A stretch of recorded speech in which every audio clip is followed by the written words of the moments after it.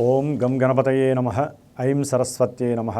సర్వమంగళమాంగళ్యే శివే సర్వార్థసాధికే శరణ్యే త్రయంబికే గౌరీ నారాయణీ నమోస్తుతే.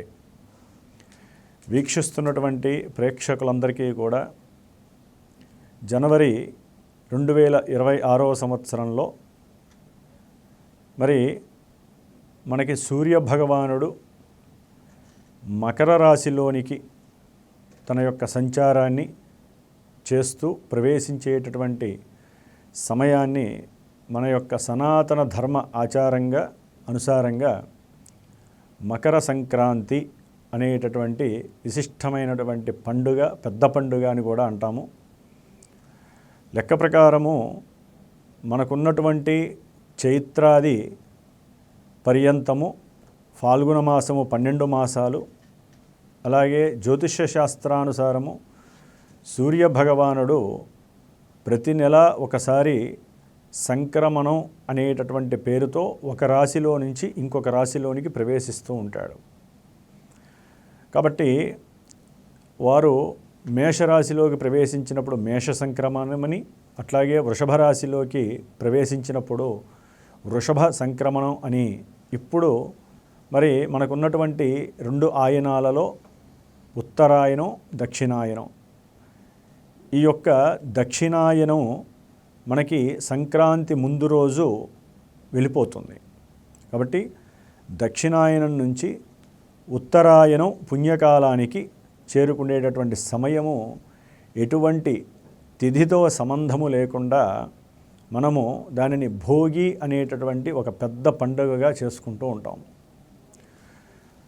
కాబట్టి మనకి ఈ యొక్క సంధికాలంలో ఎటువంటి పితృ మాతృ దోషాలు కలగకుండా, అట్లాగే వ్యవసాయ భూముల పరంగా మన యొక్క దేశమంతా కూడా ప్రతినిత్యము మృష్టాన్న భోజనాదులచే, విశేషమైనటువంటి పాడిచే, పంటలచే మరి మన యొక్క దేశమే కాకుండా సమస్త లోకంలో అంటే ప్రపంచంలో ఉన్నటువంటి ఎన్నో దేశాలకి సస్యశ్యామలమైనటువంటి మన యొక్క భరతఖండంలో పండినటువంటి ప్రతి పంటను కూడా విశేషముగా ఆరాధించి దైవానికి నివేదనగా చేసి పంచభూతాల యొక్క అనుగ్రహముతో సరైనటువంటి సమయంలో పంటలు పండి వర్షాభావానికి, ఎండలకి, అట్లాగే చలికి తట్టుకొని ఎటువంటి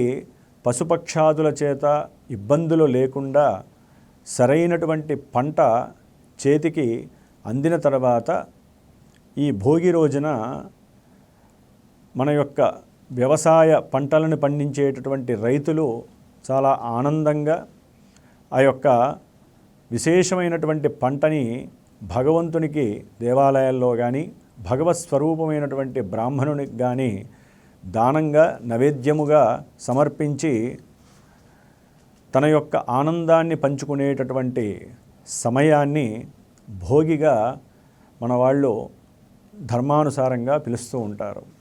అంటే భోగి అంటే భోగత్వపరమైనటువంటి అన్ని అవసరాలని, అట్లాగే ఎన్నో రకాలైనటువంటి సుఖ సౌఖ్యాలని, మానసిక ఆనందాన్ని, శారీరక ఆరోగ్య సంపదని ప్రసాదిస్తూ మనకున్నటువంటి కుటుంబ సంపద అంటారు. కుటుంబ సంపద అంటే ధనమో, బంగారమో, వెండో కాదు.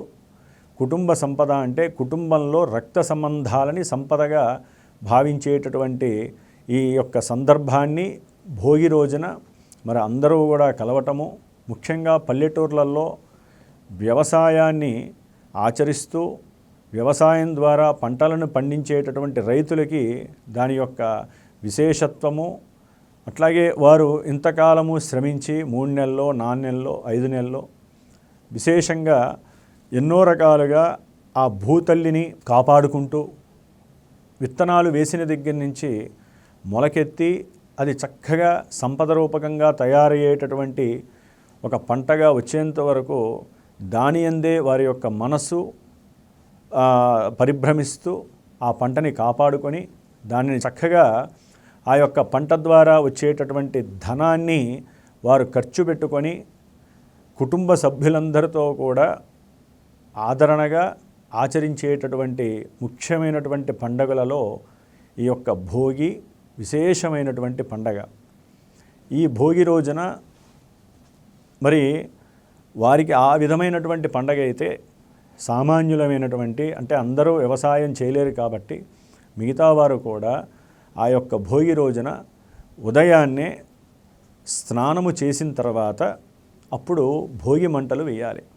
అంటే మనకి దక్షిణాయనం అంతా కూడా పూజలు పునస్కారాలు ఇవన్నీ కూడా మానవ ధర్మానుచారము అయితే అంటే చాతుర్మాస దీక్షలని, అట్లాగే కార్తీక మాసంలో పరమేశ్వరుడికి, ఆశ్వీజ మాసంలో అమ్మవారికి, ఇట్లా అనేక రకాలైనటువంటి పండగలని ఆచరిస్తూ ఉపవాస దీక్షలు చేస్తూ మరి ఈ యొక్క మకర సంక్రమణం అనేటటువంటిది ఉత్తరాయణానికి సంబంధించింది కాబట్టి, దేవతా మాసం కాబట్టి దాని ముందు రోజు తిథితో సంబంధం లేకుండా ఈ భోగత్వాన్ని ప్రసాదించేటటువంటి భోగి రోజున చక్కగా ప్రాతకాలములో సూర్యోదయానికి ముందే ఒక 50 నిమిషాల ముందు బ్రహ్మీ ముహూర్త సమయంలో స్నానము ఆచరించి ఇంట్లో దీపారాధన చేసుకున్న తర్వాత ముగ్గులు వేసుకొని ఆ యొక్క వారి ఇంట్లో ఉన్నటువంటి మరి పాత సామాన్లు అవి ఇవి చెక్కలు అవి వేసి చక్కగా అందరూ కూడా ఆనందంగా చుట్టుపక్కల వాళ్ళతో తమ యొక్క కుటుంబీకులతో ఆనందంగా ఒక అగ్నిదేవుణ్ణి ప్రార్థన చేసి మంటను వెలిగించి చక్కగా సరే దీన్ని రకరకాలుగా చలికాలం కాబట్టి చలి కాచుకునే వాళ్ళు కొంతమంది ఉంటారు. అట్లాగే ఈ యొక్క దీన్ని ఒక పండుగగా భావించి అగ్నిదేవుడి దగ్గర నుంచొని తమ యొక్క లోపల మనోవికారాలు ఎన్నో ఉంటూ ఉంటాయి. అంటే కామ్యాలు అంటారు, అంటే కోరికలు. ఆ కోరికలని ఆ అగ్నిని చూస్తూ అగ్ని ద్వారా దహింపబడి చేయటం, అంటే తమ యొక్క కోరికల్ని ఆ రోజుతో విడిచివేయటం. దాని ద్వారా మానసిక భోగత్వం లభిస్తుంది. మానసిక భోగత్వం లభించినప్పుడు ఆరోగ్యము సంతృప్తిపడి, దేహము సంతృప్తిపడి చక్కగా ఆరోగ్యాన్ని ప్రసాదిస్తుంది. కాబట్టి ఈ విధంగా ఆ రోజున చేసుకొని సాయంత్రం పూట మరి పసిపిల్లలు ఉంటారు, దాదాపుగా 12 సంవత్సరాలు లేదా 10 సంవత్సరాల పిల్లలకి, ఆడపిల్లలైనా మగపిల్లలకైనా సరే వారికి జన్మతః బాలారిష్ట దోషాలని సంప్రాప్తిస్తూ ఉంటాయి. అంటే పూర్వజన్మల్లో చేసుకున్నటువంటి పాపకర్మలను అనుభవిస్తూ ఉంటారు కాబట్టి వారు ఈ 10 సంవత్సరాల లోపల వారికి తగిలేటటువంటి, వారికి గ్రహస్థితి రీత్యా వచ్చేటటువంటి దోషాలని హరింపజేయటానికి పెద్దవాళ్ళంతా కూడా పసిపిల్లల్ని చక్కగా కూర్చోబెట్టి మరి చెరుకు ముక్క, అంటే దేవతా వనరులకి సంబంధించినటువంటి ముఖ్యమైనటువంటి కొన్ని ద్రవ్యాలను తీసుకొని, అట్లాగే ఈ సీజన్లో దొరికేటటువంటి మరి చెరుకు ముక్క కావచ్చు, లేకపోతే చిల్లర పైసలు కావచ్చు, అట్లాగే మనకి రేగిపండు అని దొరుకుతుంది.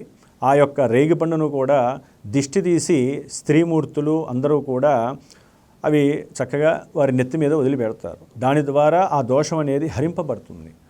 కాబట్టి ఆ తదుపరి చక్కగా వారికి దీపం వెలిగించి హారతులు ఇచ్చి మంగళహారతులు పాటలు పాడి వచ్చిన వాళ్ళందరూ కూడా ఆశీర్వచనం చేసి దీర్ఘాయుష్మాన్ భవ దీర్ఘాయుష్మతి భవ అని ఆ రోజున విశేషంగా ఆశీర్వచనం పెద్దవాళ్ళు ఆశీర్వదిస్తే వారికి కలుగుతున్నటువంటి బాలారిష్ట దోషాలన్నీ పోయి చక్కగా జీవితంలో వారికంటూ భోగత్వానికి సంబంధించినటువంటి ఆయువు, భోగత్వం అంటే ఆయువు, అట్లాగే ఆయుష్, విద్య, భవిష్యత్తులో వారికి జరిగేటటువంటి శుభ పరిణామాలన్నీ కూడా దీర్ఘకాలికంగా శుభాలుగా పరిగణిస్తూ అవన్నీ కూడా వారికి దక్కాలని ఈ యొక్క భోగి పండగని చాలా విశేషంగా జరుపుకునేటటువంటి రోజు.